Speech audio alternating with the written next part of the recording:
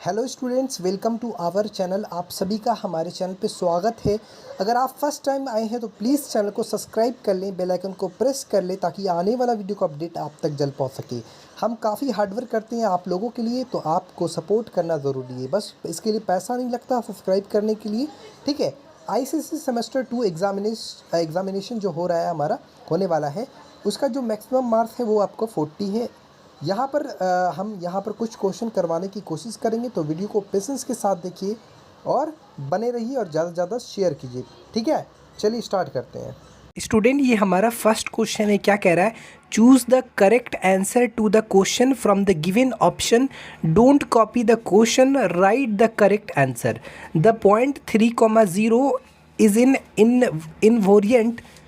invariant under reflection is the origin x axis y axis both x axis y axis। देखो ये जो coordinates, ये जो point है, ये जो है ना, यहाँ पर आप देखो कि 3,0 है, यानी इसका मतलब जो x का कोऑर्डिनेट है वो आपका यहाँ पर कितना है?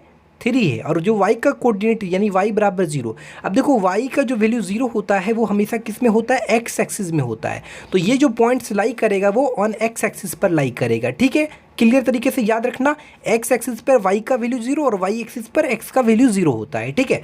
अब हमारा क्वेश्चन नंबर 2 में एक बोल रहा है, in the given figure AB is a diameter of the circle with centre O if angle COB बराबर 55 degree then the value of x क्या होगा? देखो स्टूडेंट, फर्स्ट टाइम विजिट किया हो तो प्लीज़ यार चैनल को सब्सक्राइब कर लेना, और अगर कोई कमेंट करना, अगर इससे रिलेटेड कुछ क्वेश्चन चाहते हो तो हम आपको क्वेश्चन प्रोवाइड करेंगे, उसका सॉल्यूशन जो भी है, ठीक है। एक बार आप कमेंट ज़रूर करना और प्लीज़ लाइक भी कर दें, ठीक है, और ज़्यादा से ज़्यादा शेयर भी करें। तो हमारा, चलिए हम फर्स्ट क्वेश्चन यहाँ पर x की वैल्यू निकालना है, तो यहाँ से हम सॉल्यूशन स्टार्ट करते हैं। तो ध्यान रखिएगा, ये जो आर्क है,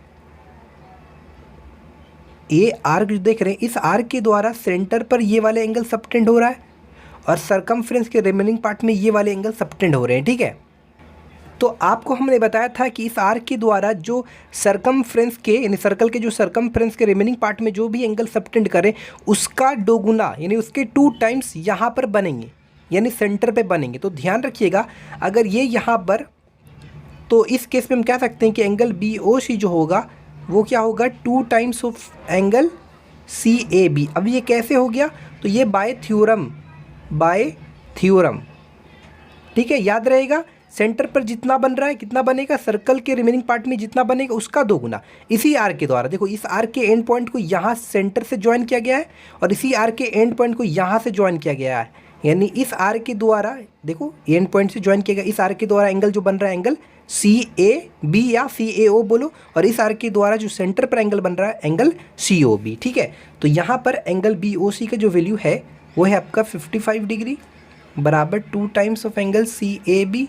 तो एंगल CAB का जो वैल्यू होगा that will be 55 degree by 2, यानी अगर हम सॉल्व करते हैं तो CAB बराबर हो जाएगा आपका 27.5 डिग्री, ठीक है। ये हमारा एंगल CAB निकालना, लेकिन यहाँ पर हमको x की वैल्यू निकालना है। तो ध्यान दीजिएगा, यहाँ पर हियर जो ये जो OA है और OC है वो इक्वल है। OA बराबर OC क्या है? इक्वल रेडियाई है, इक्वल रेडियाई है। तो देयरफॉर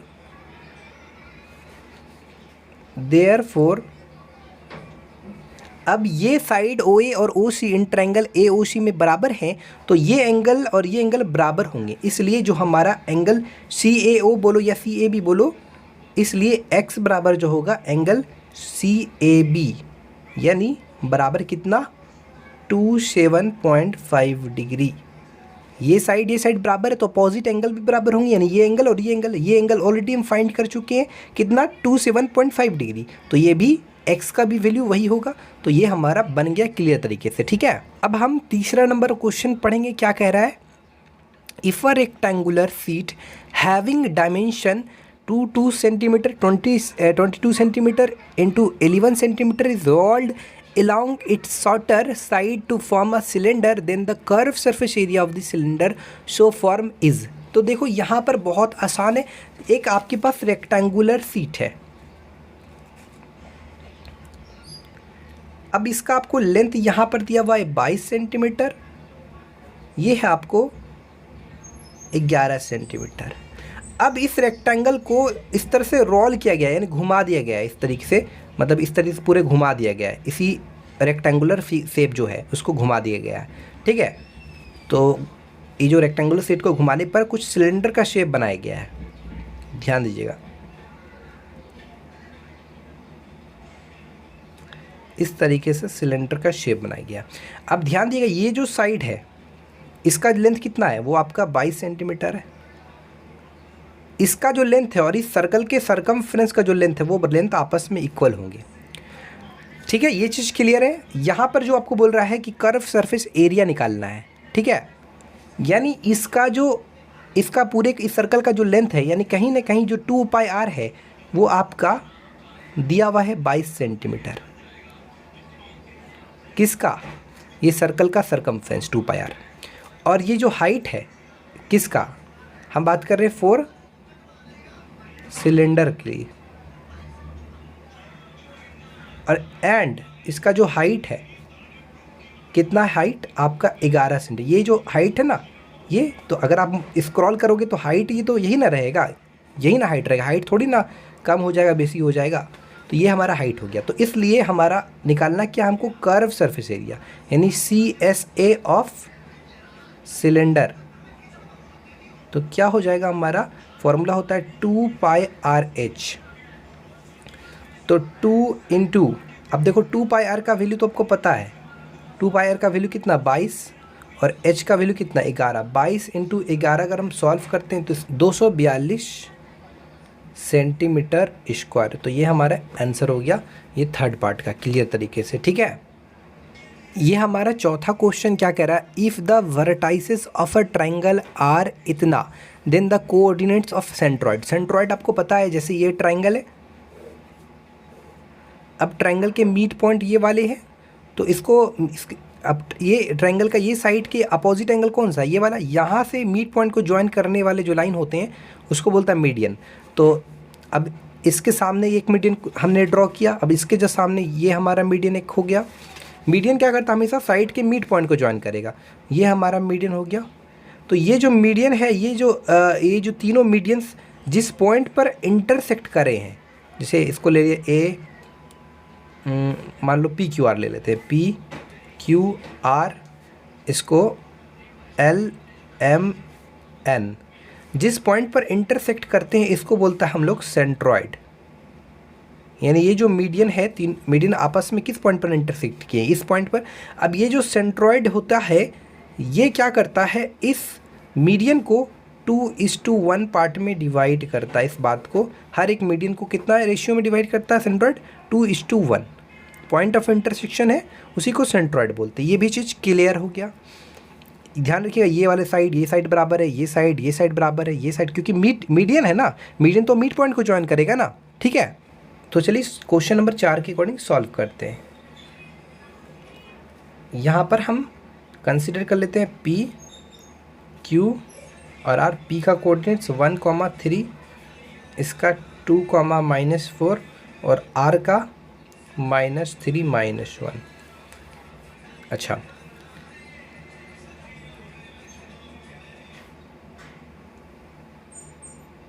ठीक है। ये क्या है, इसका सेंट्रॉइड है, इसको हम C कंसीडर कर लेते हैं और इस पॉइंट को हम चाहें तो कंसीडर कर सकते हैं L, इसको M, इसको N। ध्यान रहे, इस सेंट्रॉइड का आपको कोऑर्डिनेट्स फाइंड करना। तो अगर आपने सेंट्रॉइड का कोऑर्डिनेट्स फाइंड करने के लिए आपको ये वाला इस L पॉइंट का कोऑर्डिनेट्स पहले फाइंड करो। तो हमने आपको बताया था L क्या है, मिड पॉइंट है इस QR का। अरे आपको पता है ना, ये मीडियन है ना, तो मीडियन हमेशा मिड पॉइंट को ज्वाइन करेगा ना, तो कहीं ना कहीं QL बराबर है LR के। तो देखो Q है, ये R है, ये जो लाइन सेगमेंट है, अब ये इसका मिड पॉइंट है।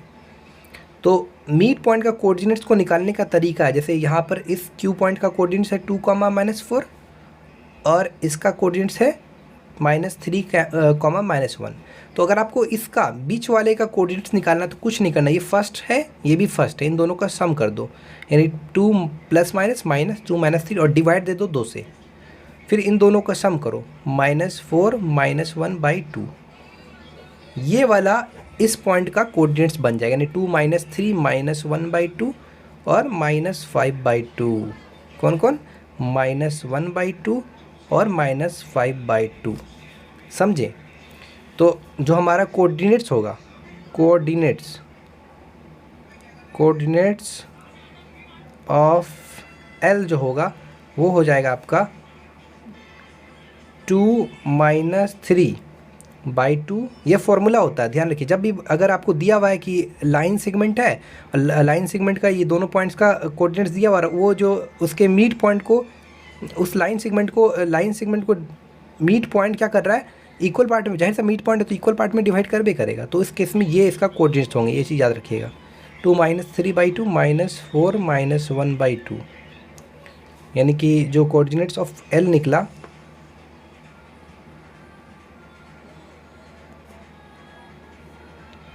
कितना निकला, -1/2 -5/2। ये भी चीज़ क्लियर है, कोई दिक्कत नहीं। अब आगे ध्यान दीजिएगा, ये इसको जो रेशियो में बांट रहा है, ये जो C पॉइंट है, इस मीडियन को रेशियो में जो बांट रहा है वो 2:1 में बांट रहा है। ठीक है, तो आपको यहाँ पर इस पॉइंट का कोऑर्डिनेट्स तो पता चल गया और इस पॉइंट का कोऑर्डिनेट्स पता चल गया, यानी कुल मिलाकर देखा जाए तो ये P पॉइंट है, ये L पॉइंट है और बीच में C कोई पॉइंट है जो या तो इक्वल पार्ट में डिवाइड करेगा या तो कोई रेशियो में डिवाइड करेगा, है ना। तो 2:1 में अब P पॉइंट का मान लो हमको कोऑर्डिनेट्स तो पता है ही, 1,3 है। L पॉइंट का कोऑर्डिनेट्स पता है -1/2 -5/2। तो अगर हमको बीच वाले का हमको निकालना है, इसका कोऑर्डिनेट्स निकालना है, ठीक है, तो यहाँ पर क्या करेंगे, लेट द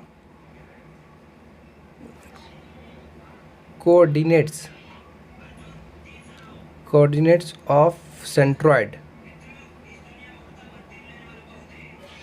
बराबर x, y, ऐसा मान लेना है। तो एक फार्मूला होता है, जो फार्मूला होता है क्या होता है, x बराबर होता है, ये जो रेशियो है इसको 2:1 है, एक का नाम दे देना है जनरल फॉर्म m और इसका नाम दे देना n। तो x बराबर एक फार्मूला होता है mx2 + nx1 divided by m + n। दूसरा फार्मूला होता है y बराबर my2 + ny1 by m + n। तो x बराबर m, यहाँ पर m का कितना वैल्यू है, 2 है। फर्स्ट वाला को m और सेकंड वाला को n कंसीडर कर लेना, 2।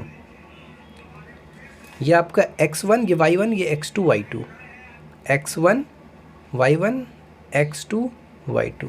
तो 2 गुना x2 यानी 2 गुना -1/2 प्लस n मतलब 1 गुना x1 मतलब 1 डिवाइडेड बाय m + n मतलब 2 + 1 3।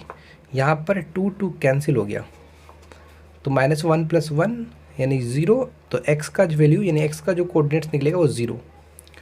अब हम इसका देखते हैं, y बराबर m के जगह कितना है, 2, y2 कितना है, y1 y2 -5/2 प्लस n यानी 1, y1 का वैल्यू 3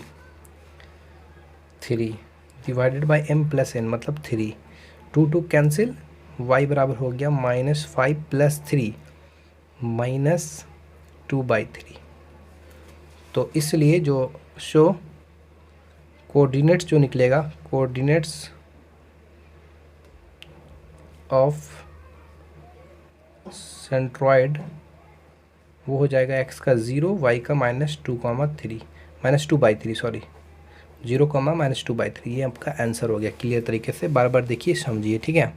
ये हमारा 5वां नंबर क्वेश्चन है, तो चलिए इसको सॉल्व करते हैं, ठीक है, आराम से। tan theta into √1 - sin square theta.